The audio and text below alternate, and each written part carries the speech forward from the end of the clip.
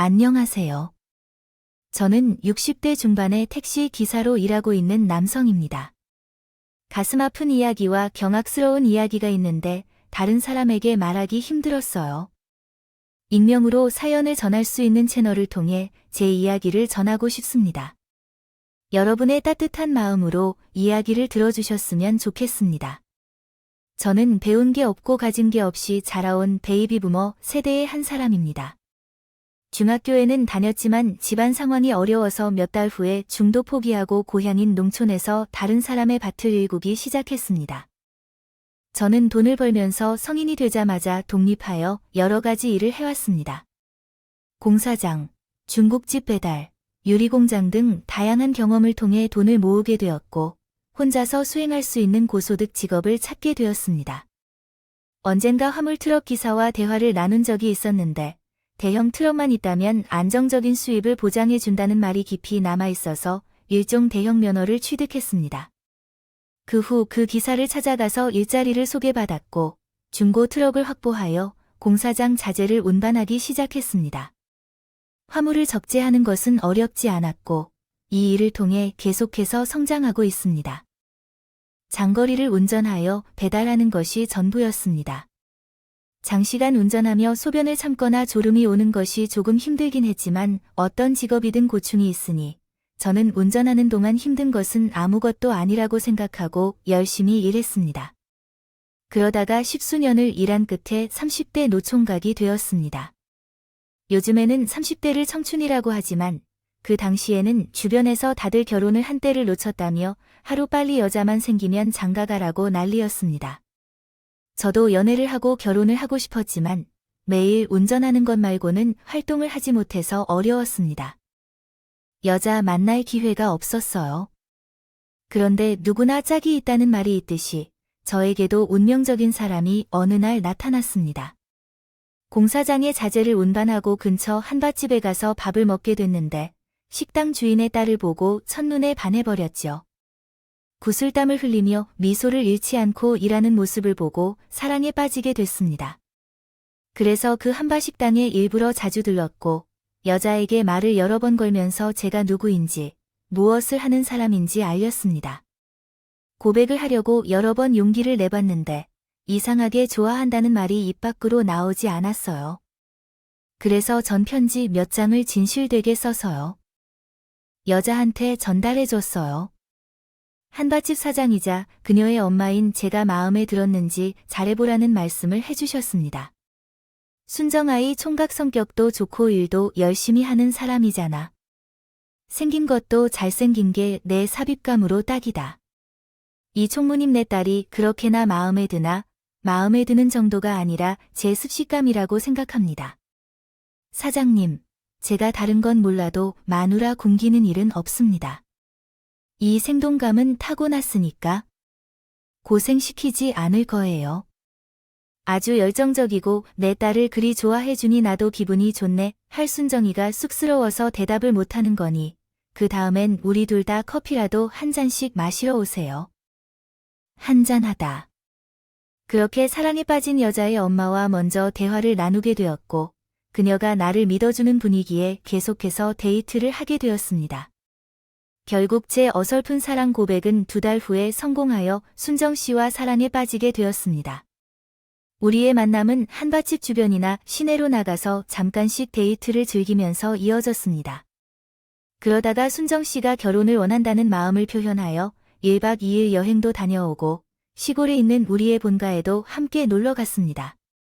5개월 동안 짧은 연애를 한 뒤 결혼식을 올렸고 지금은 제 아내가 된 순정 씨와 함께 한밭집을 떠나 새로운 곳에서 부부의 삶을 시작했습니다.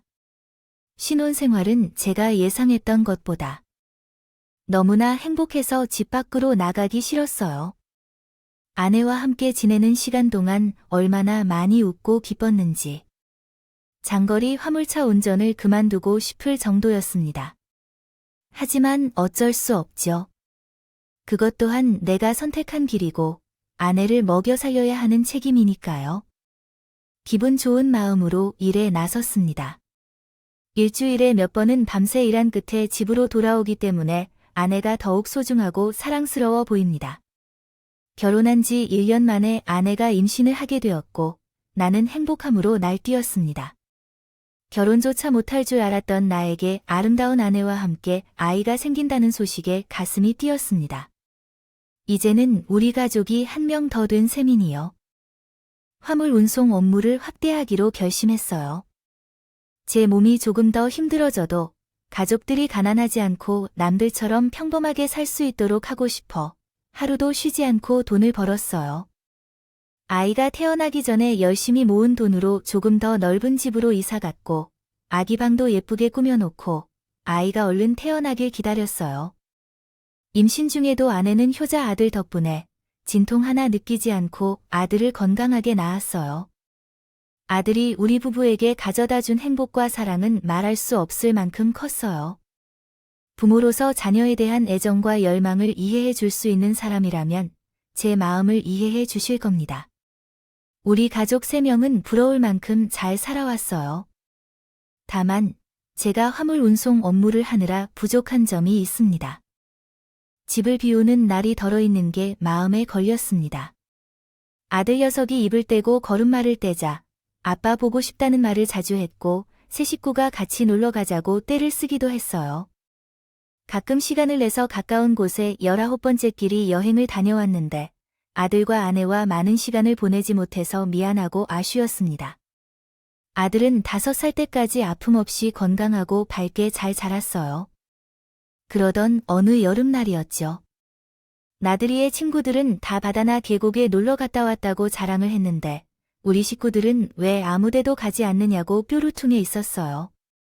화물일은 겨울을 빼고는 늘 바빠서 쉽게 시간을 내지 못했답니다.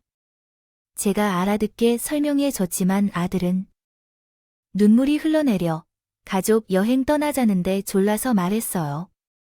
그래서 그런즉 억지로 시간을 내고 아내는 집에 들어온 나를 보고 걱정의 말을 전했습니다.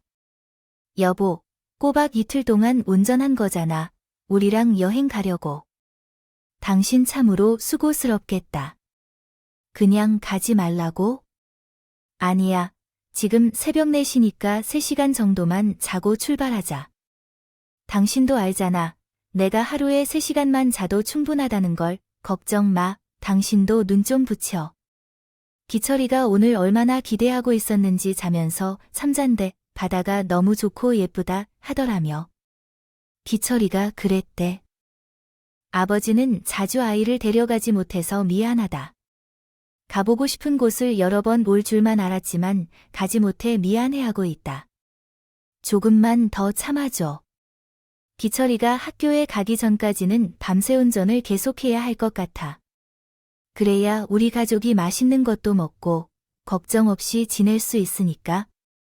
그래서 아내와 대화를 조금 나눈 뒤에 즉시 잠이 들었다. 3시간 뒤에 아들이 날 깨워서 일어나야 했다.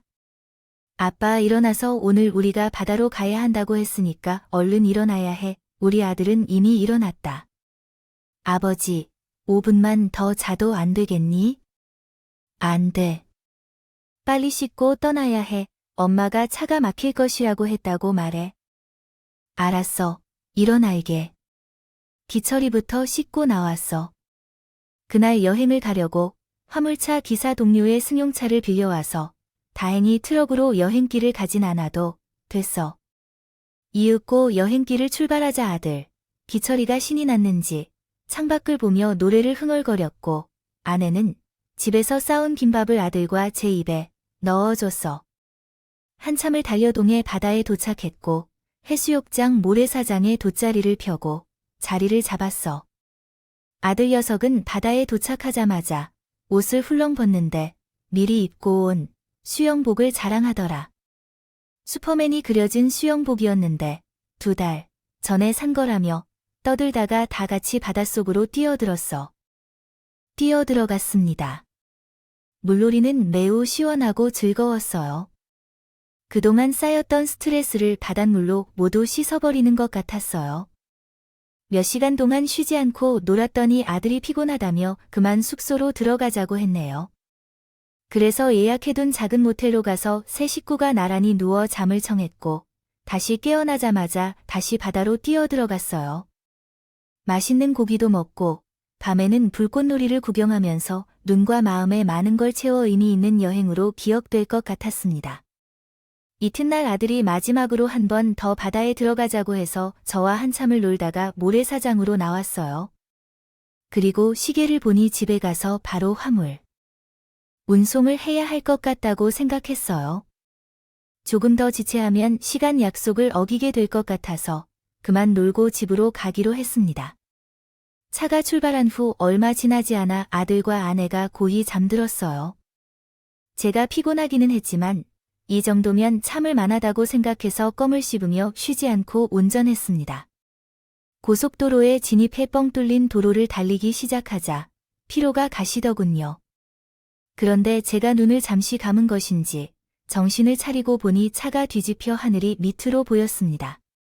졸음운전으로 인한 사고는 한 번도 없었는데 이런 사고를 내다니 믿기 어려웠어요. 고속도로 터널벽에 부딪히며요 한편으로는 생각했어요. 저희 가족은 교통사고 당한 후 심각한 상태였습니다.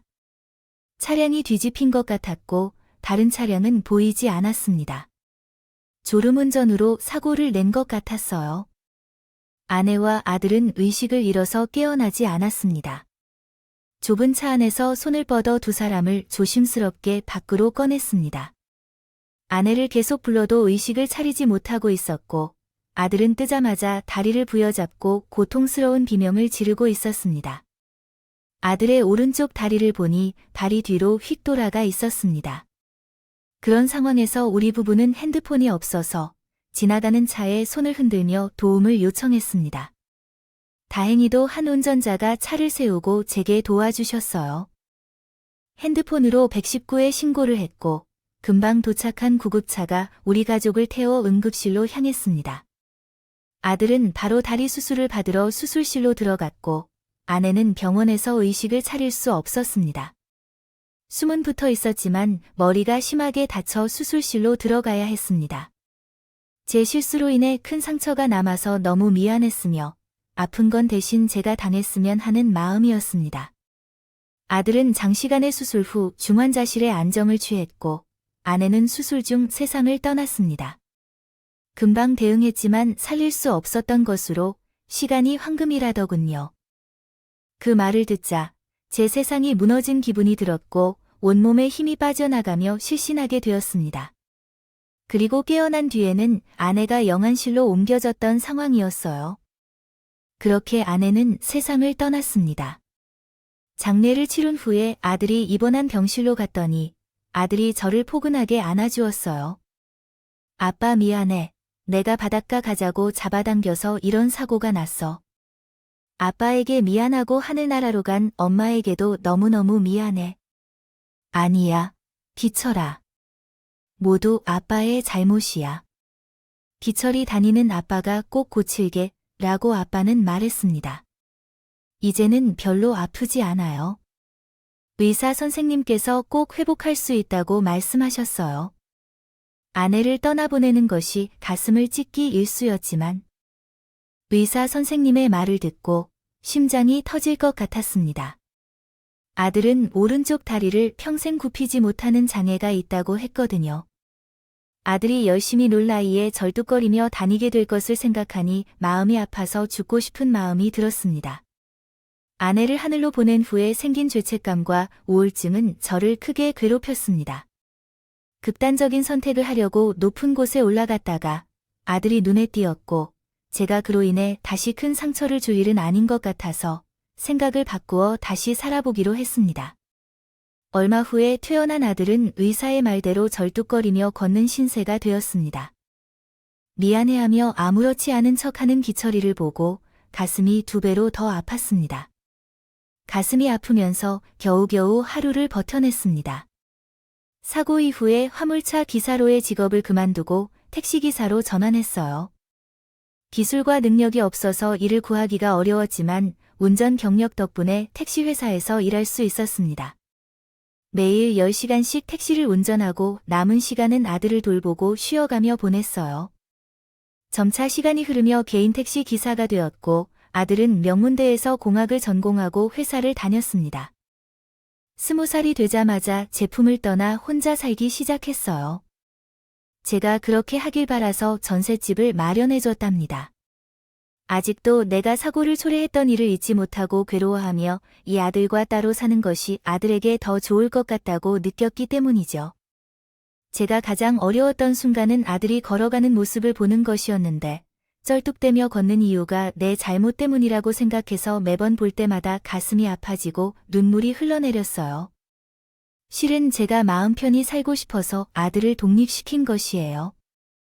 제가 없이 혼자 선 자식은 회사에서 높이 평가받는 재능 있는 인재였고 연봉도 많이 받고 있답니다. 그러나 몇 년 후에 아들은 돌연 회사를 그만두고 사업을 하겠다고 했어요. 한 달에 한 번은 아들을 만났는데 회사를 퇴직하고 스타트업을 하겠다고 하더군요. 시대가 변해 4차 산업이 발달되고 있음을 감안하여 스마트폰 어플을 개발하겠다고 작게 사무실을 차리고 혼자서 일하기 시작했다고 합니다. 저는 아들이 무슨 일을 하든 행복하고 만족하기만 하면 상관없어서 응원의 말을 전했습니다. 기철아, 너는 뭘 해도 될 녀석이야. 넌 엄마를 닮아서 똑똑하고 잘난 녀석이니까. 그리고 성품까지 좋아서 나중에 직원들을 뽑으면 존경받는 대표님이 될 거야. 아버지는 늘 저한테 칭찬만 하십니다. 항상 믿어줘서 고마워요. 내가 고마운 것은 이렇게 미덕을 가르쳐 주셔서 올 것이 없다. 그래서 아버지, 아직도 옛날 사건을 잊지 못한 것 같습니다. 하지만 그건 아버지의 잘못이 아니라고 했잖아요. 제발 자책하지 말고 그만 괴로워하면서 헤어나오세요. 그래, 우리 아들이 말한 대로 괴로워하지 마세요. 항상 그렇게 말씀해 주셔서 고맙습니다, 아버지. 언제 같이 살 건지 묻는 말에 저희는 이미 10년 넘게 독립하여 지조 있게 살아왔습니다. 아들이 덕을 보고 편안히 살 수 있으신 것이 좋지 않을까요? 아버지, 여전히 젊으셔서 나이대로 즐기고 다니셔야 합니다. 요즘 60대는 노인용 숙박시설로 못 갈 정도로 활기찬데 나이 예지를 따라 장가드셔야 할 텐데요. 어디서 아름다운 아가씨를 숨기고 있나요? 아버지도요. 요즘 일 때문에 분주해서 여자를 만나는 생각은 없어요. 또 결혼하지 않고 살아가는 사람들도 많다고 하더라고요. 그래, 말이 맞네요. 결혼은 선택이니까 너가 알아서 해, 기철아. 아버지는 다른 걸 원하지 않아. 단지 내가 아프지 않고 건강하게 잘 지내기만 하면 돼. 아들한테 직접 말은 못했지만 다리가 쩔뚝대서 여자가 없는 것 같았어요.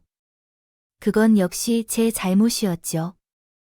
아들은 선한 미소를 짓고 괜찮아 라고 했지만 그래도 미안한 마음은 쉽게 씻겨지지 않았습니다. 아들인 기철이는 혼자 어플을 개발한 지 몇 년 동안이 되었는데 곧 대박을 터뜨린 것으로 알려졌습니다. 수백만 명이 다운로드할 정도로 큰 인기를 끌어 돈 문제에 안심하게 되었다고 해요.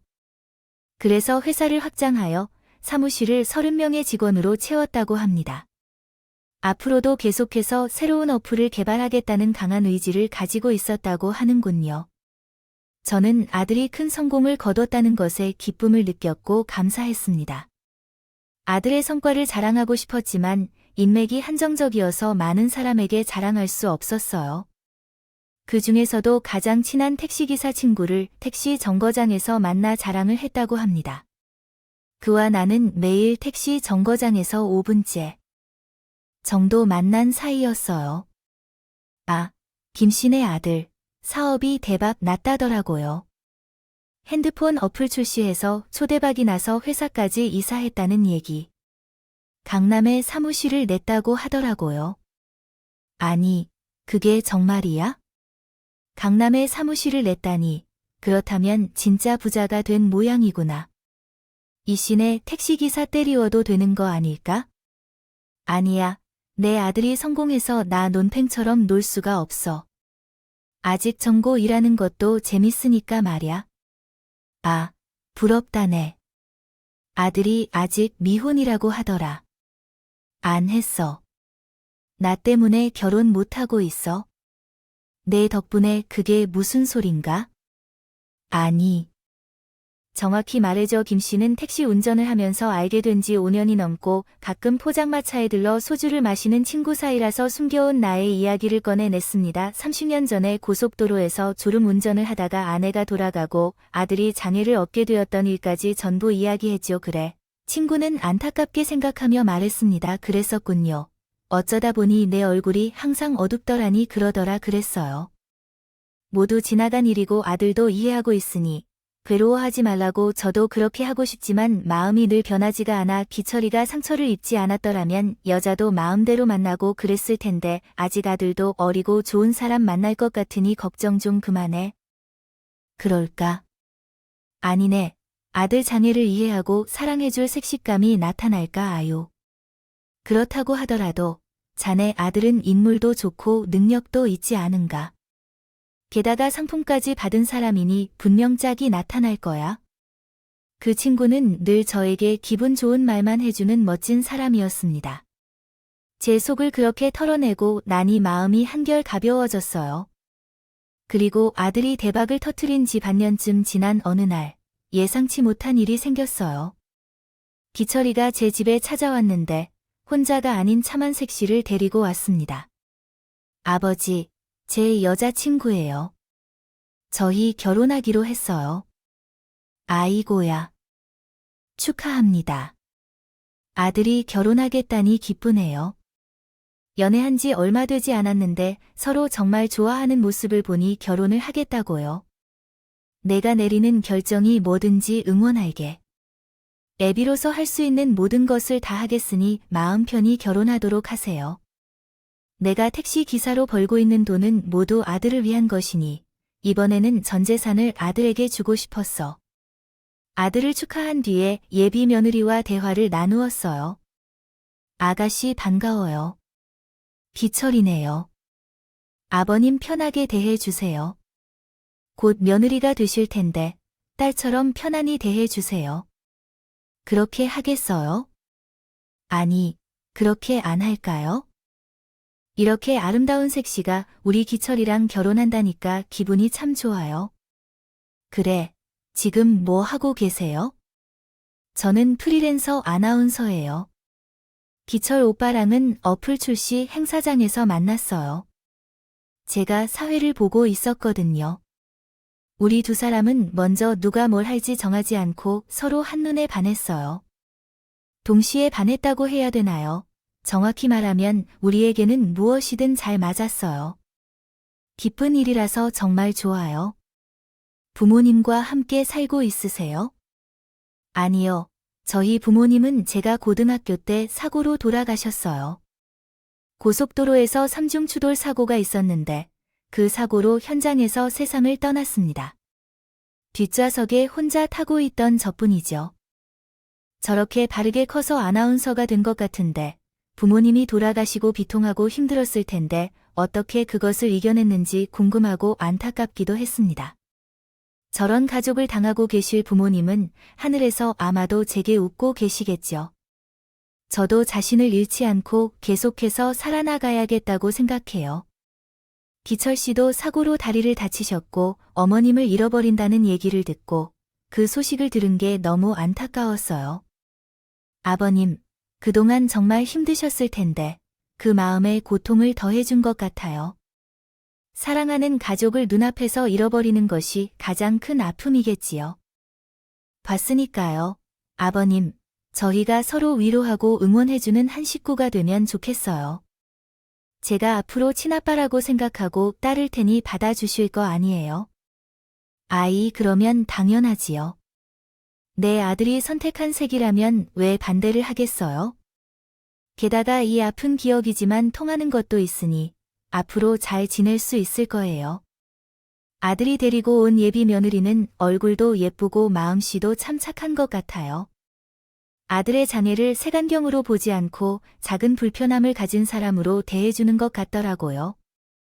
아들이 이렇게 좋은 여자를 만나 결혼하겠다고 하니 이제는 더는 여하 같은 것이 없을 것 같았어요. 아들과 며느리는 둘만의 결혼 준비를 하기로 했는데 제가 통장을 아들에게 건네주었어요. 그동안 저가 모아온 전 재산을 결혼 자금으로 쓰라고 했죠. 그러자 아들은 못 받게 했다면서 거절했습니다. 아버지, 제가 능력 있는 사업가예요. 돈은 이미 많이 벌었어요. 아버지야말로 일 좀 그만두시고 제가 주는 돈으로 생활하시면 안 돼요. 아직은 젊으니까요. 벌써 일을 그만둔다면 무슨 재미로 인생을 살겠어요? 그리고 이 통장은 바닷물 같으니 아버지가 얼마나 성공한 사업가이든 자식이 준 건 그만큼 의미가 있지 않니요? 아버지는 항상 한결 같으십니다. 좋아하셨다니 고맙게 받겠습니다. 아버지가 주신 돈은 감사히 받겠습니다. 결혼 자금으로 잘 쓰겠습니다. 아버지. 그래요. 이제 행복하게 잘 살아서 그만입니다. 남편은 원하는 게 없어요. 그렇게 아들의 행복을 빌어주며 빨리 결혼식 날이 오길 기다리고 있었어요. 기철이가 결혼 준비가 한창일 때 저는 별다르게 준비할 게 없어서 주말에도 쉬지 않고 택시를 몰았습니다. 그러던 어느 주말 낮에 반가운 손님이 제 택시에 승차했어요. 저는 마스크를 내리고 인사하려 했지만 예비 며느리가 전화 통화를 하며 택시에 올랐는데 통화가 끝나면 인사하기로 했습니다. 먼저 가는 곳으로 출발하고 예비 며느리의 전화 통화를 보게 되어 정말 죄송합니다. 드릴게요. 여쭙게 됐습니다. 현재 택시를 타고 있어서 30분만 기다려 주세요. 지금은 남편이 모르게 가는 중이에요. 오늘은 상암동에서 만나는 날이라 꼭 잘 준비해서 와야 해요. 알겠어요. 조금 이따 만나요. 들어보니 며느리가 제 아들을 몰래 만나러 간다고 하던데 호구를 조직했다는 얘기를 듣고 난 저를 잘 들키지 않게 마스크를 높이 썼어요. 마침내 상암동에 도착했을 때 예비 며느리가 수고하라며 내렸지만 목소리를 들키지 않으려 대답하지 않았어요. 뭔가 수상한 일이 벌어지는 것 같아요. 며느리 뒤를 따라가기로 결정했습니다. 갓길에서 잠시 택시를 멈추고 내렸습니다. 며느리가 어디로 가는지, 무엇을 하는지 대략적으로 알아보고 돌아오려고 했거든요. 제 앞으로 걸어가는 며느리는 도로 가장자리에서 골목 쪽으로 걷고 있었습니다. 그래서 저도 뒤를 바짝 따라붙었습니다. 골목을 이리저리 헤매며 빠르게 걷던 며느리를 놓쳐버렸을 때 고개를 돌리며 종종 걸음소리로 찾아보려고 했습니다.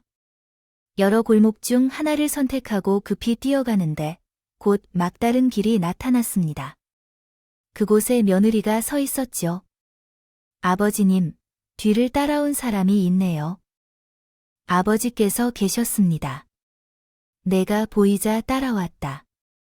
아버지, 방금 태운 택시 기사였어요. 옷을 보니 똑같네요. 이제 어떻게 처리해야 할지 모르겠어요. 아, 놓친 애야. 그냥 모른 척하고 가야지.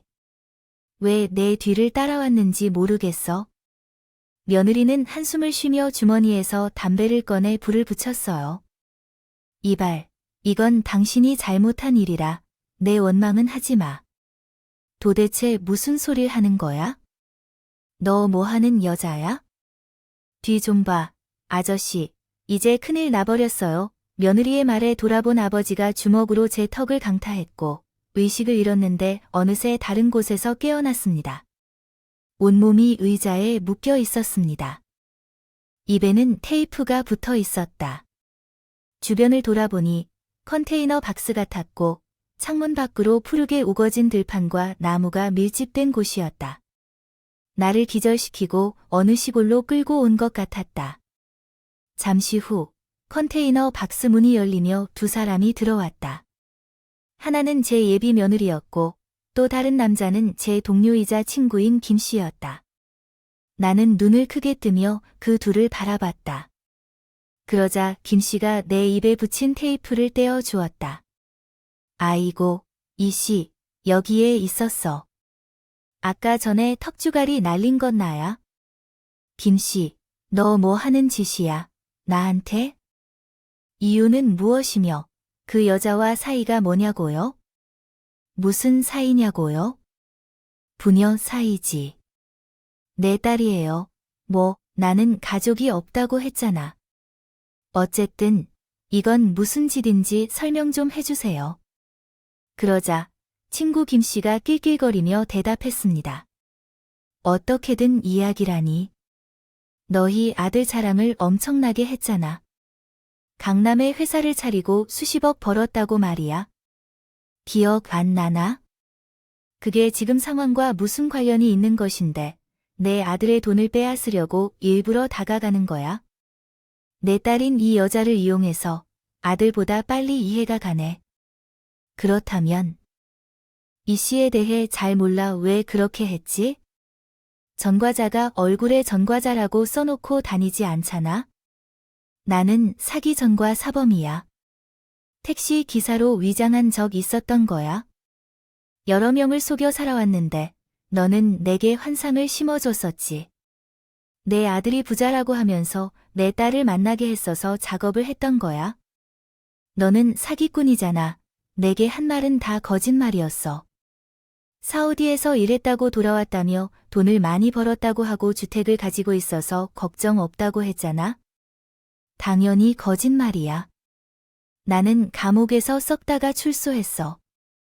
택시 기사로 시작했어.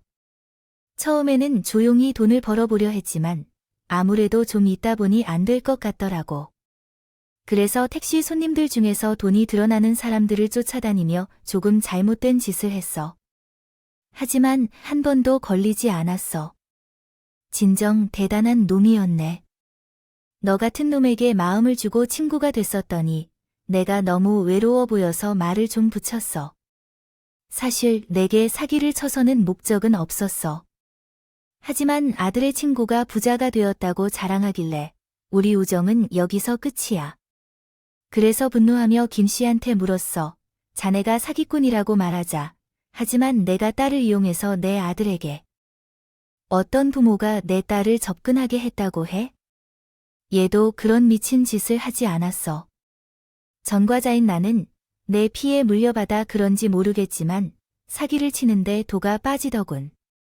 얼굴이라도 반발하고 몸매도 죽이지만 남자들이 알아서 다가와 줘서 꽃뱀질하며 살아왔다고. 정말 거지 같고 미친 자식이었어요. 애비란 놈이 딸을 이용해서 같이 사기극을 벌인다는 게 내 상식으로 이해가 안 돼. 어쨌든 제가 잡혀온 이유가 무엇인지 저를 어떻게 할 생각이냐고 물었습니다. 사기 부녀단, 너희들이 무슨 짓을 하려는지는 알겠지만 날 여기로 잡아온 이유가 뭐야? 설마 이렇게 묶어놓고 내 아들한테 돈을 요구하려는 거야? 예비 며느리가 박장대소를 하더군요. 이 늙은 이가 뭐라는 거야? 요즘 세상에 그렇게 유치한 짓을 누가 하는 거야? 이봐, 늙은이 여기 혼자 있을 때 우리가 어딜 다녀왔는지 알아? 당신이 택시 안에서 들었던 상암동 호구한테 다녀왔어. 자발족 치고 재산은 우리 부녀가 만든 비트코인에 넣게 했어. 그 돈은 추적하지 못한다고. 아들도 며칠 뒤에 아빠랑 가서 족친 다음에 우리 전 재산을 비트코인으로 넣게 할 거야. 그리고 우리는 바람과 함께 사라질 거야. 이제 좀 머리가 돌아가나요? 그러니까요.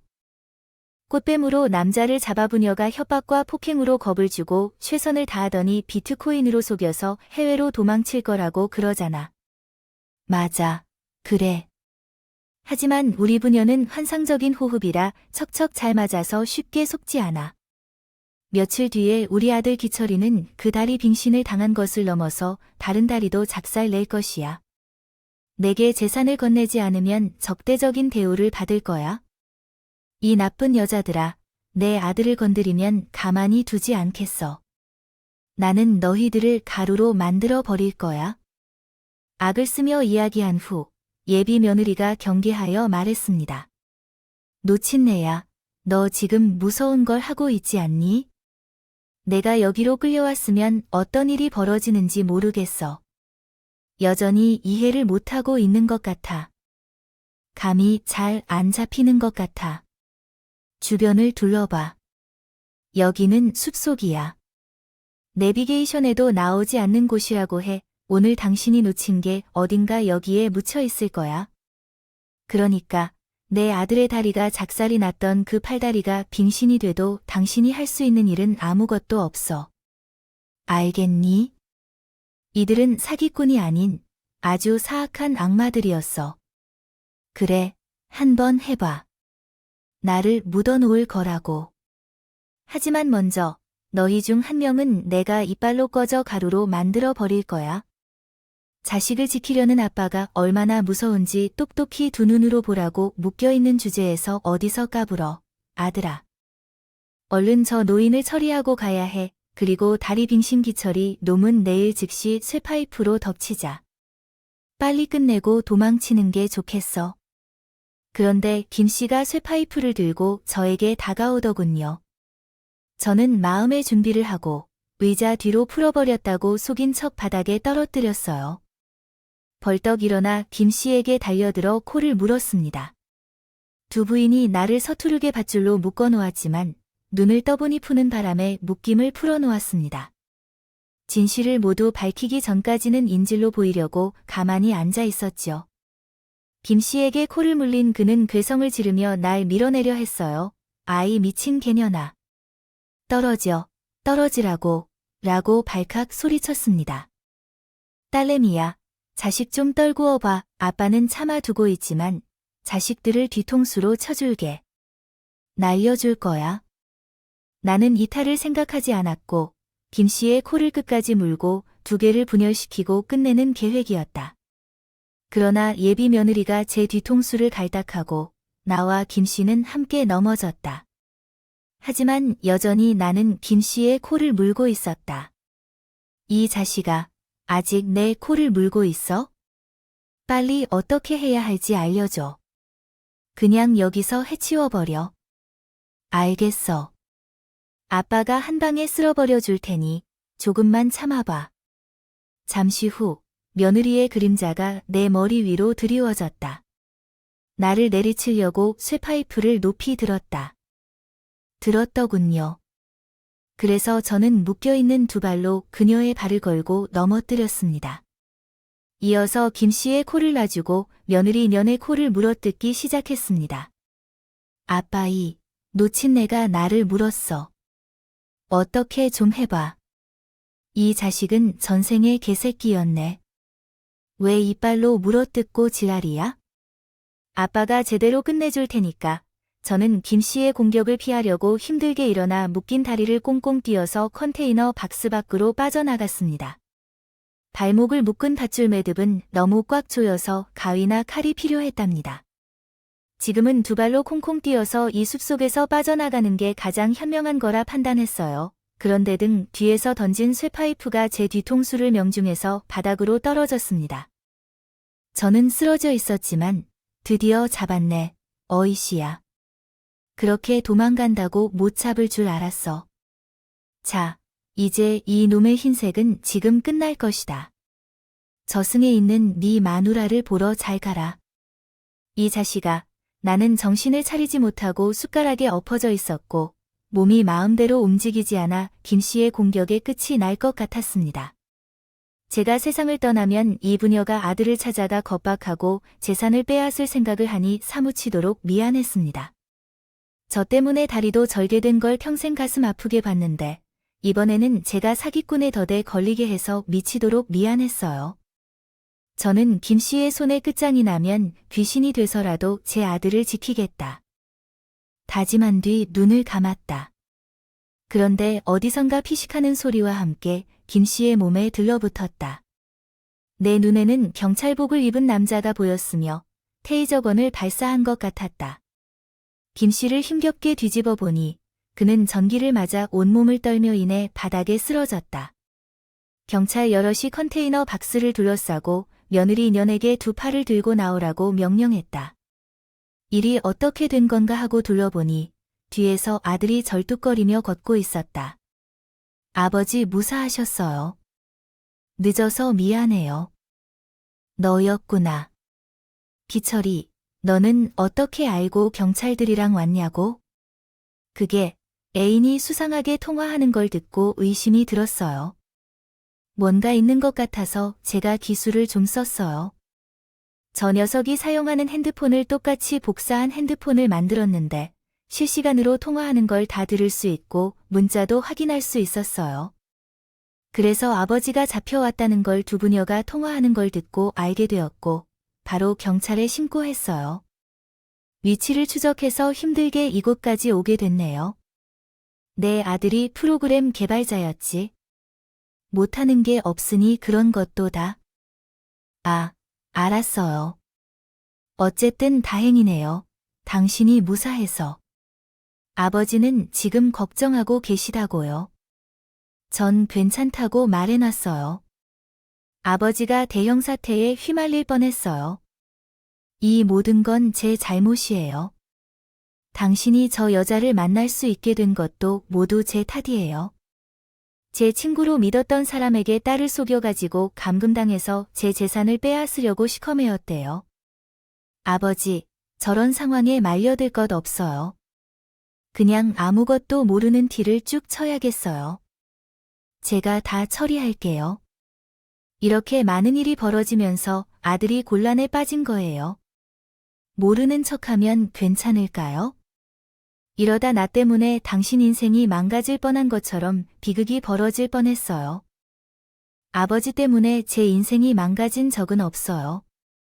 또한 예전에 있었던 사고 이야기를 꺼내지 말아 주실 거면 절대 하지 마세요. 누구든지 사고를 당할 수 있고 상처를 입을 수 있다는 것을 알아야 합니다. 평범한 삶에는 그런 위험이 모두 포함되어 있는 것이에요. 누군가 매일 행복할 수 있는 것도 없죠. 그러니까 제발 과거에 매달리지 마세요. 제발요. 아들의 이야기를 듣는 동안 저는 아무 대답도 못할 정도였습니다. 그냥 죄송해하는 것뿐이었어요. 한편 아들과 대화를 나누는 동안 예비 며느리였던 꽃뱀 사기꾼녀는 컨테이너 박스 안에서 계속 기다리고 있었습니다. 하지만 한 명의 형사가 유리창을 깨고 나가셨어요. 테이저건을 들고 경고했다. 당장 나오지 않으면 쏠 것이라고 했었지만 그녀는 감옥에는 결코 못 간다며 고함을 질렀다. 난 안 나가. 교도소에 다시 들어가는 것보다 여기서 되지는 게 낫다. 다가오지 말라. 며느리는 자해를 시도하려고 혀를 깨물며 어설프게 보였다. 형사는 할 수 없이 테이저건을 쏘아 며느리의 행동을 막았다. 부르르 몸을 떨다가 이내 바닥에 쿵 소리를 내며 쓰러져서 있다. 이에 알아차린 사기꾼이자 악마처럼 범죄자라는 분야가 현장에서 체포되어 경찰서로 끌려갔다. 저와 아들도 뒤를 따라갔다. 두 부인은 모든 혐의를 부인했지만 상암동 호구라는 남자가 온 것이었다. 피해 사실을 알리자 그제야 범죄 사실을 자백하더군요.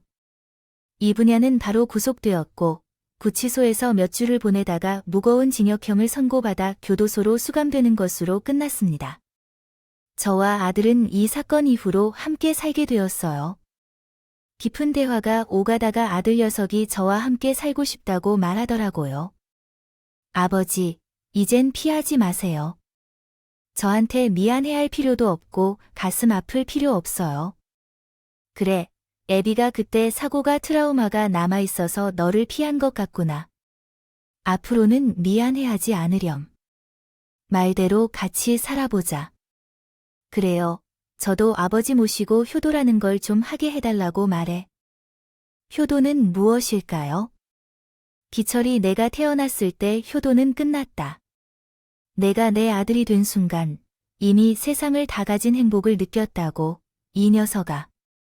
너도 나중에 자녀를 낳아보면 이 앞도 마음을 알게 될 것이다. 그래요. 그럼 빨리 결혼해야겠네요. 저는 아들이 태어나준 것에 대해 진심으로 감사했기 때문에 아무것도 바라는 게 없었습니다.